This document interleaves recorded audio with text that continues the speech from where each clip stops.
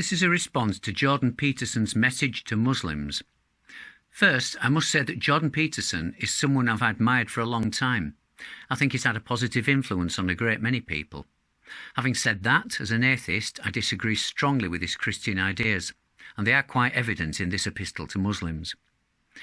I'm surprised by the naivety Professor Peterson seems to display when referring to people of the book.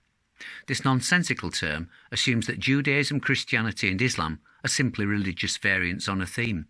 They are not. Islamic texts contain many passages advocating the slaughter of Christians and especially Jews. And to the extent that Professor Peterson has come across Muslims who do not espouse these ideas, he's also come across Muslims who have strayed far from their own texts. And it has to be said that the book that they're supposed to be following bears little resemblance to the books of the Christians and Jews.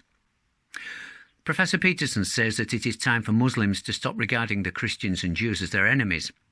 If it is indeed that time, then it's also time for them to stop being Muslims, because Muhammad, who's regarded as the perfect example to be followed by all Muslims, said numerous times that Christians and Jews were the enemies of Muslims. So what is a Muslim to do, given the choice between Peterson or Muhammad? Professor Peterson goes on to say that the best place to find Satan is within. This hogwash muddies the water. Why did he switch to talking about Satan? I thought that his idea was to get Muslims to regard Christians and Jews in a better light, not to misdirect them by talking about Satan. But he goes on to explain that Satan is a darkness within themselves. He's making reference to the shadow, which is something he's talked about before, but he hits the idea from an odd angle this time. Looked at in a different way, he could be describing Muhammad himself, especially when he talks about falling prey to the most subtle temptation of the ancient demonic spirit, which, if you look at the pyramid scheme and the cult of personality that Muhammad actually set up under Islam, ensuring that he, Muhammad, could steal unlimited wealth from his neighbours and have an unlimited amount of sex, you'll see it as quite an unsubtle caving in to that ancient demonic spirit. I don't remember anything like this in any of the other religious texts that those other people of the book read. I wonder how well Professor Peterson knows the Islamic texts, and what his understanding is of Islam as a political system rather than as a religion. It's hard to believe, but it seems he's been taken in by the Muslim thinkers that he's had discussions with. One of these people is Muhammad Hijab, a Muslim apologist with a very large following and an ego to match. Hijab's not a thinker. He's well read and he's studied hard, but he's no philosopher, though he may pretend otherwise. Nor does he have to be. Hijab is a hardcore apologist. Everything he does is in order to propagate Islam. If something gets in the way, then it has to go, even the truth. Good evidence for this can be found in the debate he had with Alex O'Connor, cosmic skeptic. It's worth looking at Alex's breakdown of the debate to see the antics that this thinker got up to. If Peterson is not aware of this video, maybe he should be made so.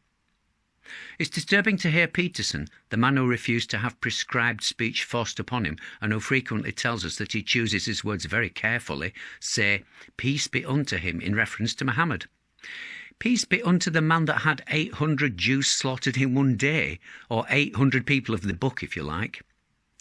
Professor Peterson describes Muslims as people who have a tradition that unites the past with those willing to speak truly and lovingly. Where does he get this from? I think this is some kind of wishful thinking.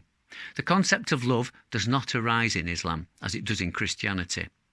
On a related note, Bill French, otherwise known as Bill Warner, points out that Westerners use the golden rule, but such an idea does not exist in Islam. There are Muslims and then there are Kafirs. That is, everyone else who isn't a Muslim. Islamic texts are very, very concerned about the Kafir and what to do with him. Does Peterson know all this already? It seems not from the way he speaks. Professor Peterson recently joined the Daily Wire. I wonder what people like Ben Shapiro make of Peterson's video. Has Professor Peterson seen the video Ben Shapiro did on the myth of the tiny radical Muslim minority? I think that Professor Peterson, as always, has the best interests of everyone at heart. But after hearing his message to Muslims, I feel he's badly misinformed where Islam is concerned. And like a good many Christians, he can't see the wolf for the sheep.